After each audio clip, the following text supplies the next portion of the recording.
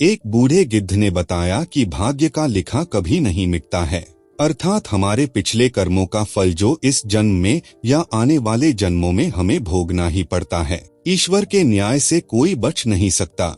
जो लिखा गया है वह अपने समय पर अवश्य घटित होता है। साथ ही यह चार काम मनुष्य को रंग से राजा बना देते हैं। चाहे आप कितने ही गरीब हो, आपके ऊपर माता लक्ष्मी की अनंत कृपा पड़ जाएगी और आपकी जिंदगी ही बदल कर रह जाएगी। यह हमारा वचन है। मित्रों, जो भी व्यक्ति अपने जीवन में यह चार काम करता है वह कभी गरीब नहीं रहता। तो चलिए आज की इस अद्भुत कहानी की शुरुआत करते हैं। प्रिय मित्रों, प्राचीन समय में एक जंगल में एक बूढ़ा गिद्ध अपनी पत्नी मादा गिद्ध के साथ बैठे हुआ था। सर्दियों की रात थी, कड़ाके की ठंड पड़ रही थी। तब मादा गिद्ध से कहती है, हे पियाजी, आज की रात को निकालने के लिए ऐसा क्या किया जाए जिससे आज की रात निकल जाए। सर्दी बहुत भारी पड़ रही है। चलिए आप मुझे कोई ऐसी कहानी सुनाओ जिससे आज की रात कट जाए। मादा गिद्ध की बात सुनने के बाद वह बूढ़ा गिद्ध कहता है, हे प्रिय, चलो आज मैं तुम्हें एक ज्ञानवर्धक और प्रेरणादायक कहानी मैं तुम्हें सुनाने जा रहा हूँ, किंतु तुम इसे ध्यान से सुनो। इससे जीवन में बड़ी ही अद्भुत सीख मिलेगी। अब मादा गिद्ध ध्यान से सुनने लगती है और गिद्ध कहानी शुरू करता है। जो लोग इस कहानी को सुन रहे हैं, इस कहानी को पूरा सुने। कहानी के अंत में गिद्ध चार बातें बताता है जिन्हें आपको अपने जीवन में याद रखना चाहिए और अपने जीवन में अपनाना चाहिए। तो मित्रों, गिद्ध कहानी शुरू करता है और कहता है, हे प्रिय, बहुत समय पहले की बात है। किसी नगर में एक राजा रहता था। एक रोज वह राजा अपने दरबार में बैठा हुआ था। तभी उसके दरबार में एक भिखारी आया। उस भिखारी की बड़ी ही दयनीय स्थिति थी। जर्जर शरीर, तन पर फटे पुराने मैले कपड़े और लाचार बेबस निगाहें। राजा ने जब उस भिखारी को देखा तो उस पर बड़ी दया आई। तब राजा ने तुरंत अपने मंत्री को बुलाया और उसे आदेश दिया। कहा, इस भिखारी को उचित भिक्षा देकर विदा करो। मित्रों, भिखारी तो भिक्षा लेकर राजा को धन्यवाद देकर वहां से चला गया, लेकिन राजा के सामने एक प्रश्न छोड़ गया। अब उस राजा के मन में यह विचार आया कि मैंने ऐसे कौन से शुभ कर्म किए थे जिनके कारण मुझे यह राजपाट मिला है, और इस भिखारी ने ऐसा कौन सा कार्य किया था जिसके कारण उसे जिल्लत भरी जिंदगी नसीब हुई है। मित्रों, राजा के मन में यह विचार आते ही अगले दिन राजा ने अपने नगर के सभी विद्वानों की एक सभा बुलाई। जब सभी विद्वान लोग सभा में उपस्थित हो गए तो राजा ने सभी के सामने अपने मन की जिज्ञासा रखी। उस राजा ने विद्वान जनों से कहा कि हे विद्वान पुरुषों, मैंने आप लोगों को यहाँ बुलाकर इसीलिए कष्ट दिया है ताकि मैं अपनी एक समस्या का निवारण आप लोगों से करा सकूं। मेरे मन को एक विचार बहुत ही विचलित कर रहा है। राजा का यह वचन सुनकर सभा में बैठे हुए विद्वानों में से एक विद्वान ने खड़े होकर पूछा, महाराज, ऐसी क्या उलझन है जो आपको विचलित कर रही है? ऐसा कौन सा विचार है जो आपको परेशान कर रहा है? कृपया आप उसे हमें बताएं। तब मंद स्वर के साथ राजा बोला, है महान विद्वानों, मैंने यह सभा इसलिए बुलाई है ताकि मैं यह जान सकूं कि किन शुभ कर्मों से मुझे यह राजपाट संपन्नता वैभवशालिता मिली है।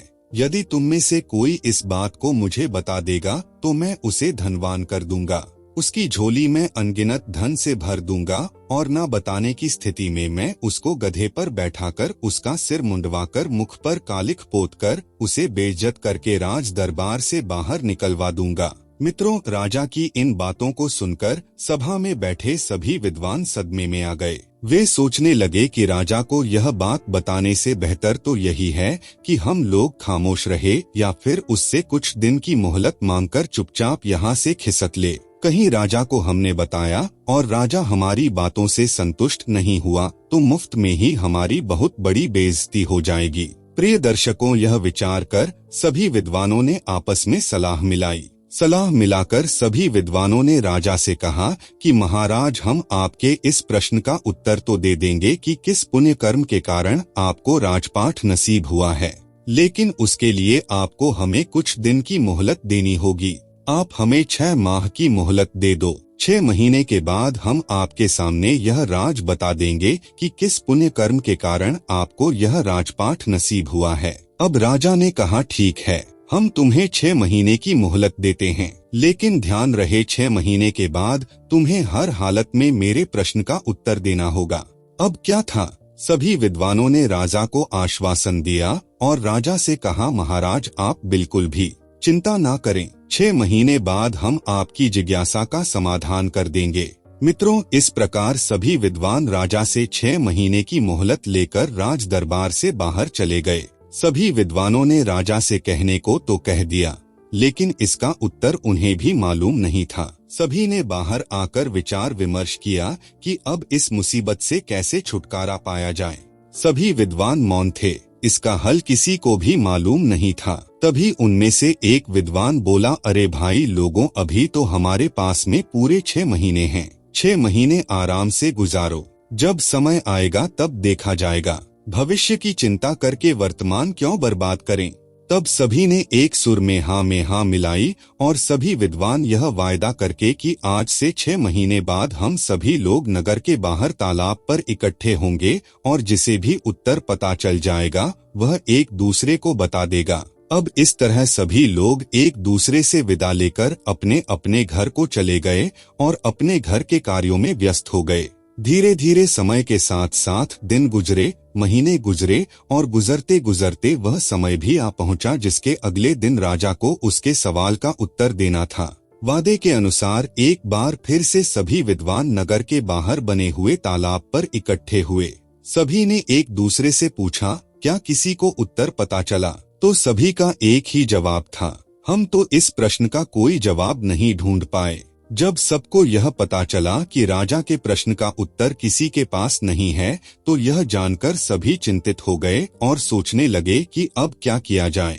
इसी चिंता को मन में सभी लोग अस्वस्थ हो गए। जब सभी विद्वान चिंता में डूबे हुए थे, तभी न जाने कहां से एक वृद्ध ब्राह्मण सन्यासी वहां पहुंचा। जब उसने सभी विद्वानों को चिंता में डूबा देखा, तो उसने विद्वानों से पूछा, क्या बात है भाई, आप सभी लोग चिंता में क्यों बैठे हो? साधु महाराज के पूछने पर विद्वानों ने सारा घटनाक्रम उस महात्मा को बता दिया और कहा, महात्मा जी, यदि हमने कल राजा को उसके प्रश्न का उत्तर नहीं दिया तो राजा हमारा सिर मुंडवाकर गधे पर बिठाकर राज्य से बाहर निकलवा देगा। इसी कारण से हम सभी लोग चिंता में बैठे हुए हैं। अब विद्वानों के मुख से यह वचन सुनकर उस वृद्ध ब्राह्मण ने कहा, हे विद्वानों, अब तुम्हें चिंता करने की कोई आवश्यकता नहीं है, क्योंकि मुझे पता है कि तुम्हारे नगर के राजा को किस पुण्य कर्म के कारण राज्यपाठ नसीब हुआ है। तब सभी विद्वानों ने अत्यंत आश्चर्य के साथ कहा, क्या सच में महात्मा जी आपको पता है? और कैसे पता चली आपको यह बात?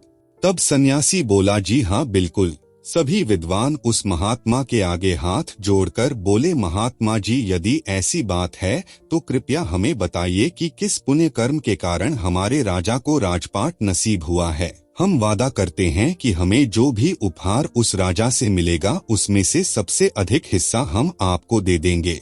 तब वृद्ध ब्राह्मण बोला, हे विद्वानों, मुझे आपसे कोई उपहार नहीं चाहिए, आप तो सिर्फ मुझे राजा के पास ले चलो, मैं स्वयं उसके प्रश्न का उत्तर दे दूंगा।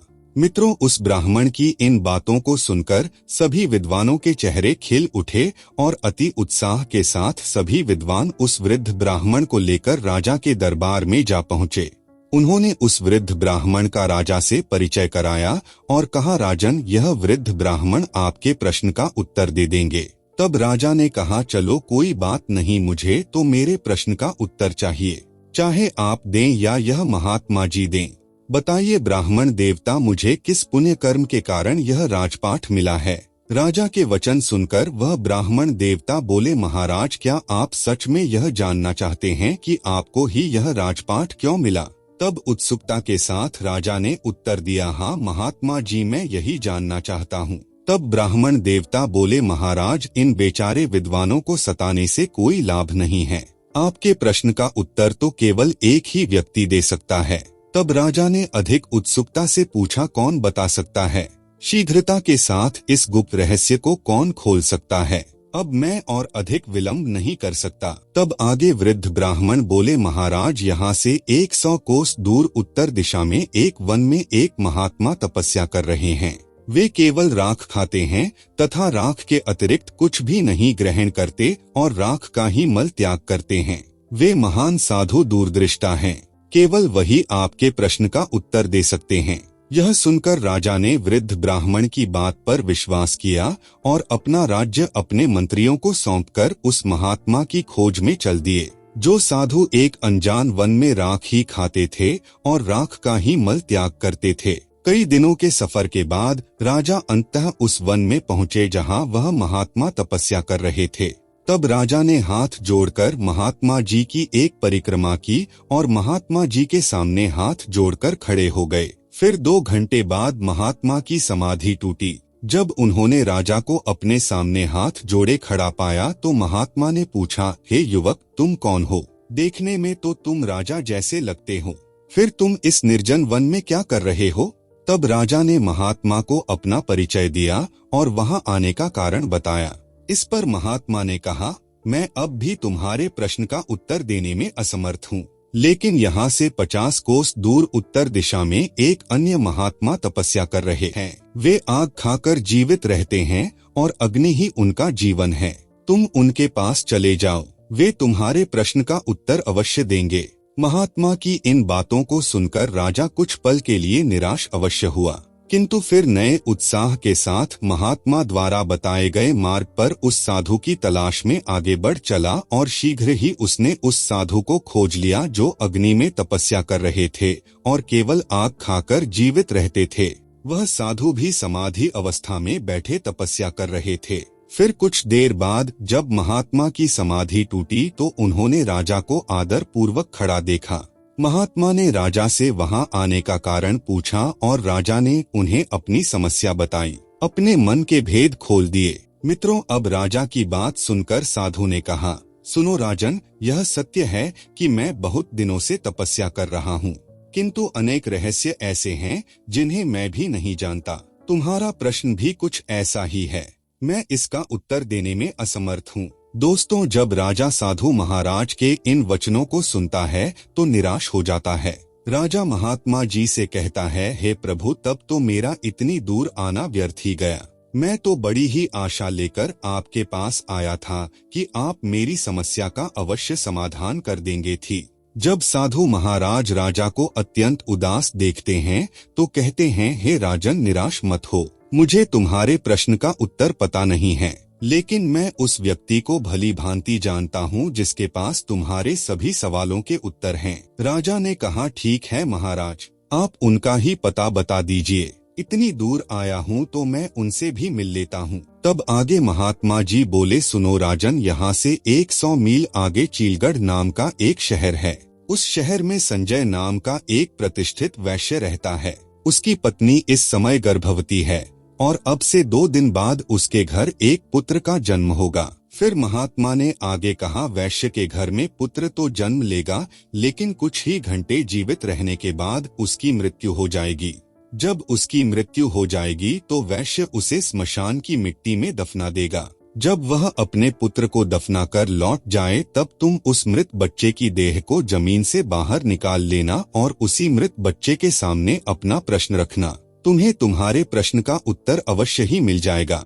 तब राजा ने आश्चर्यता के साधु का धन्यवाद किया और साधु से विदा लेकर राजा आगे को बढ़ गया। अब वह राजा चलते चलते साधु द्वारा बताए हुए शहर चीलगढ़ में पहुंच गया और वैश्य का घर तलाश करके उसके घर के समीप ही एक चबूतरे पर बैठ गया। कुछ ही देर में वैश्य अपने घर से बाहर निकला तो एक अजनबी व्यक्ति को बाहर बैठा हुआ देखकर उस वैश्य ने राजा से पूछा, मित्र, तुम कौन हो तथा तुम यहाँ बैठे किसकी प्रतीक्षा कर रहे हो? तब राजा बोला, मुझे प्रतीक्षा है तुम्हारे घर में आने वाले उस नन्हे से मेहमान की जो शीघ्र ही तुम्हारी पत्नी के गर्भ से जन्म लेने वाला है।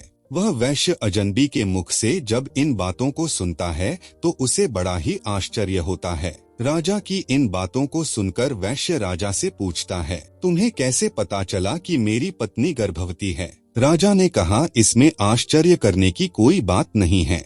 मुझे यह बात एक महात्मा ने बताई है और उसने यह भी कहा है कि तुम्हारी पत्नी के गर्भ से जो शिशु जन्म लेगा वह एक सुंदर लड़का होगा। लेकिन यह सुनकर वैश्य बोला, लेकिन क्या भाई, तुमने अपनी बात अधूरी क्यों छोड़ दी? बच्चा स्वस्थ तो पैदा होगा ना? तब राजा ने कहा, हाँ भाई, खूब स्वस्थ पैदा होगा, लेकिन सिर्फ कुछ घंटे ही वह जीवित रह पाएगा, बाद में उसकी मृत्यु हो जाएगी। यही तो विधि का विधान है। अब यह अनहोनी सुनकर वैश्य भयभीत स्वर में बोला, अरे भाई, शुभ शुभ बोलो, इस अधेड़ आयु में तो मेरे यहाँ पुत्र रत्न पैदा होगा, और अगर वह पैदा होने के बाद मर गया तो यह मेरे लिए किसी सदमे से कम नहीं होगा। आगे राजा ने कहा, भाई, जो सत्य है वह तो अब मैंने तुम्हें बता दिया।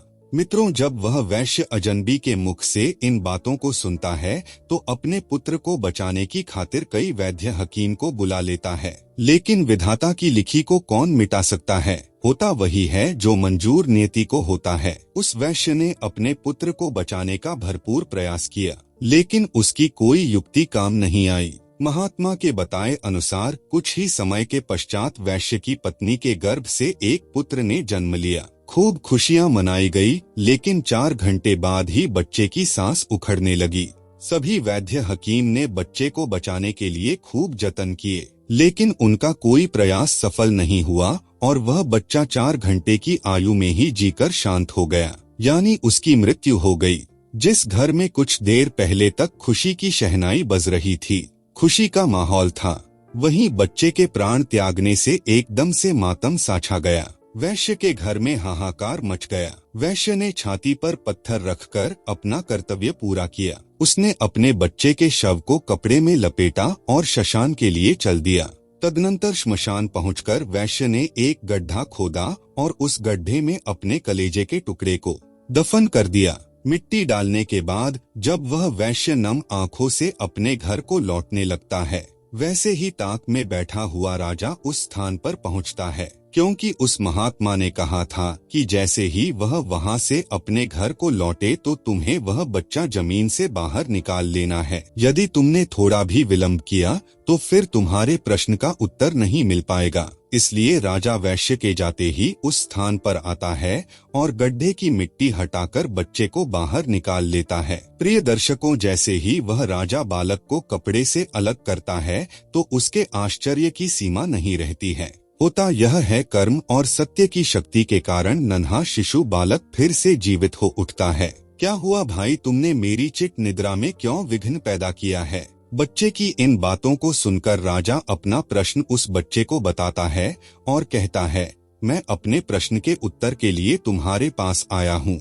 एक तुम हो जो मेरी शंका का समाधान कर सकते हो। और फिर सविस्तार राजा ने जब उसको अपनी समस्या बताई तो वह बालक बोला, भाई सुनो, जिस कारण से या जिस कर्म से तुम्हें यह राज्यपाट नसीब हुआ है वह एक लंबी कहानी है। यदि तुम यह जानना ही चाहते हो तो मैं वह कहानी तुम्हें संक्षेप में सुनाता हूँ। भाई, इस जन्म में तुम राजा हो। इस जन्म से पहले यानी पूर्व जन्म में तुम मेरे सगे छोटे भाई थे। तब राजा आश्चर्य से बोला, मैं तुम्हारा भाई था?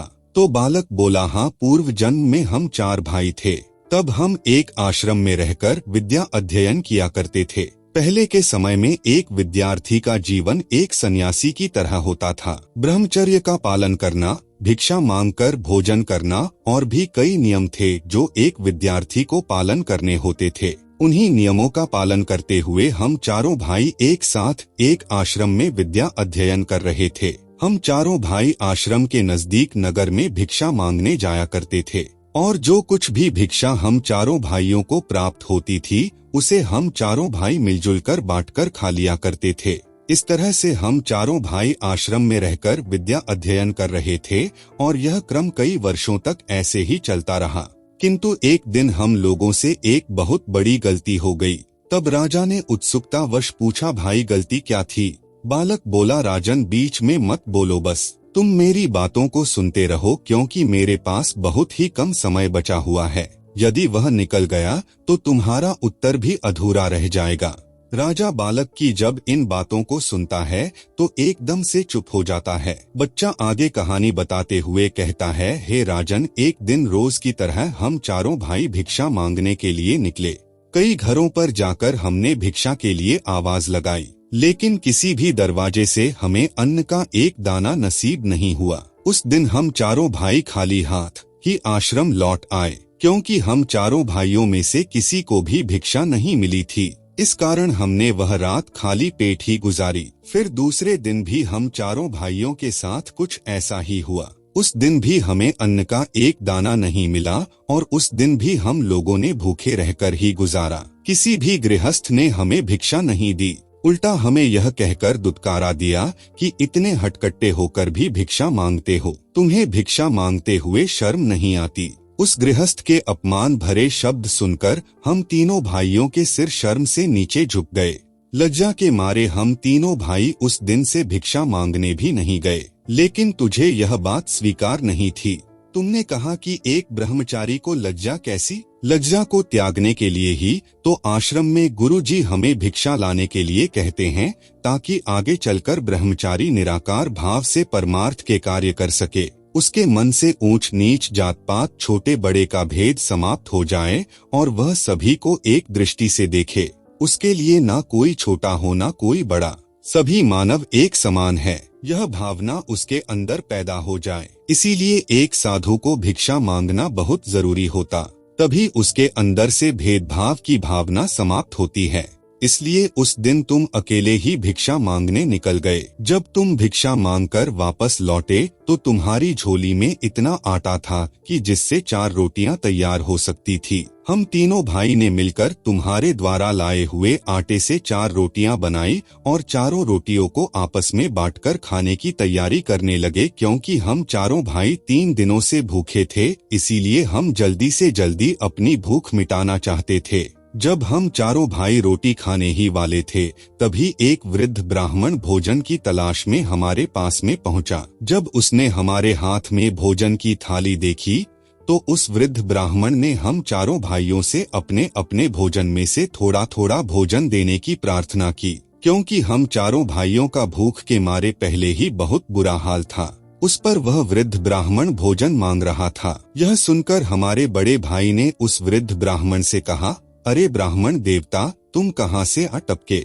हम लोग तो पहले से ही 3 दिनों से भूखे हैं। मुश्किल से आज एक रोटी नसीब हुई है और तुम कहते हो कि उसमें से हम तुम्हें दे दें। यदि हमने तुम्हें अपनी रोटी दे दी तो हम क्या राख खाएंगे? और यह कहकर हमारे बड़े भाई ने अपनी रोटी खा ली और वह वृद्ध ब्राह्मण देखता ही रह गया। इसके बाद उस वृद्ध ब्राह्मण ने हमारे दूसरे भाई से अपने भोजन में से उसे थोड़ा भोजन देने का आग्रह किया। हमारे दूसरे भाई ने उस वृद्ध ब्राह्मण से कहा, महाराज, यदि मैंने तुम्हें अपना भोजन दे दिया तो मैं क्या चूल्हे की आग खाऊंगा? और यह कहकर उसने भी अपनी रोटी खा ली। जब हमारे दोनों भाइयों से उसे निराशा हाथ लगी तो वह वृद्ध ब्राह्मण मेरे पास में आया। हे ब्राह्मण देवता, यदि मैंने अपने भोजन में से तुम्हें भोजन दे दिया तो मैं मरूंगा या जीऊंगा किसे पता? और यह कहकर मैंने भी अपनी रोटी खा ली। जब हम तीनों भाइयों से उस वृद्ध ब्राह्मण को निराशा हाथ लगी तो आखिर में वह वृद्ध ब्राह्मण तुम्हारे पास में पहुंचा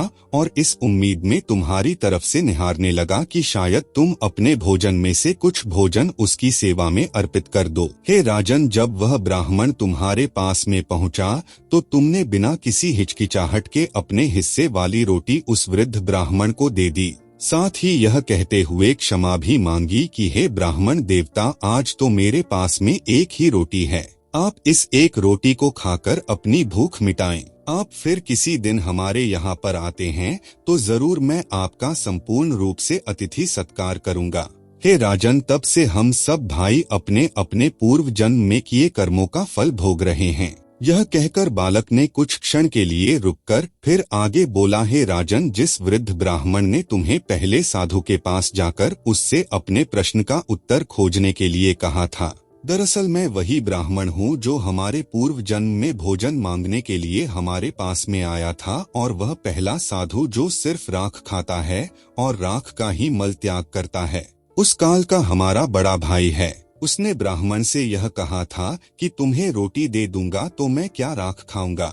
आठ ब्राह्मण के हिसाब से ही वे राख खाकर ही जीवित हैं। पहला साधु जिसने तुम्हें दूसरे साधु के पास में जाने का परामर्श दिया, वह दूसरा साधु दरअसल हमारा दूसरा भाई है जो सिर्फ आग खाकर ही जीवित रहता है। उसने ब्राह्मण के रोटी मांगने पर यह कहा था कि हे ब्राह्मण देवता, यदि मैं तुझे रोटी दे दूंगा तो क्या मैं चूल्हे की आग खाऊंगा? तो उस ब्राह्मण का श्राप उस पर भी फलित हो रहा है। आगे वह बच्चा उस राजा से बोला, हे राजन, अब आप मेरे विषय में भी सुन लो। मैंने ब्राह्मण को रोटी ना देकर यह कहा था कि यदि मैं तुम्हें रोटी दे दूंगा तो मेरा क्या होगा, मैं जीऊंगा या मरूंगा। बस तभी से मैं जीता और मरता आ रहा हूँ। मैं नित्य किसी न किसी के यहाँ जन्म लेता हूँ और कुछ घंटे या कुछ दिवस अथवा कुछ महीने जीवित रहकर वापस मर जाता हूँ। मुझे केवल गर्भ की असहनीय पीड़ाएं झेलनी पड़ती है, जिसमें मैं जीवित तो रहता हूँ अपितु मृत अवस्था ही मैं जीता हूँ। और तब से यह घटनाक्रम नियमित रूप से चल रहा है। मित्रों, इतना कहकर बालक ने जब राजा को उसके विषय में बताना शुरू किया तो उसने राजा को बताया कि हे राजन, अब तुम अपने विषय में भी सुन लो। तुमने अपने हिस्से की रोटी उस ब्राह्मण को दी और स्वयं भूखे रहे। तुमने अपने आतिथ्य धर्म का पूरी तरह से पालन किया। अतः उन्हीं शुभ कर्मों के कारण इस जन्म में तुम्हें राजा बनने का अवसर मिला है, क्योंकि परमात्मा उन्हीं लोगों को राजपाट देता है या धनवान बनाता है जो खुद की ना सोचकर दूसरों की परवाह करते हैं, जो दूसरों के बुरे वक्त में उनकी सहायता करते हैं, जो अपने मुंह का निवाला भी दूसरों की सेवा में समर्पित कर देते हैं।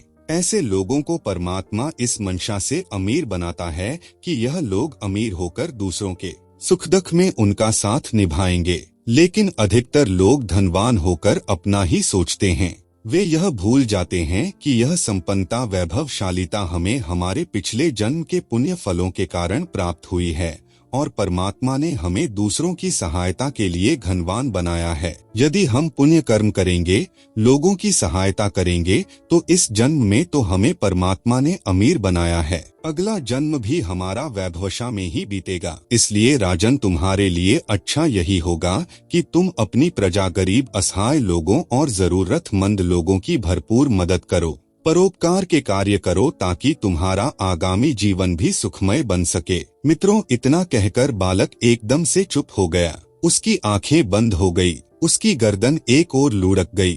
अब राजा समझ गया कि यह बच्चा सिर्फ इतनी देर के लिए ही जीवित था। अतः राजा ने बड़ी सावधानी के साथ उस बालक को कपड़े में लपेटा और बड़े ही सम्मान के साथ उस बच्चे को जमीन में दबा दिया। और जमीन में दबा देने के बाद राजा अपने नगर को लौट गया, क्योंकि अब राजा को भी यह पता चल चुका था कि उसे इस कारण से यह राजपाट नसीब हुआ है। तो मित्रों, आशा है कि इस प्रेरणादायक कथा से आपको भी समझ आ गया होगा कि कौन सा कर्म मनुष्य को राजा बना देता है और कौन सा कर्म उसे अपमान और कष्टों से भरा जीवन दे जाता है। याद रखें, हमारा आज का किया हुआ कर्म ही हमारे आने वाले कल का भाग्य बनाता है। इसलिए यदि आप अपना भविष्य उज्जवल देखना चाहते हैं तो गरीब, असहाय और जरूरतमंद लोगों की सहायता करें, माता पिता का सम्मान करें, बुजुर्गों की सेवा करें और ईश्वर के नाम का सच्चे भाव से स्मरण करें।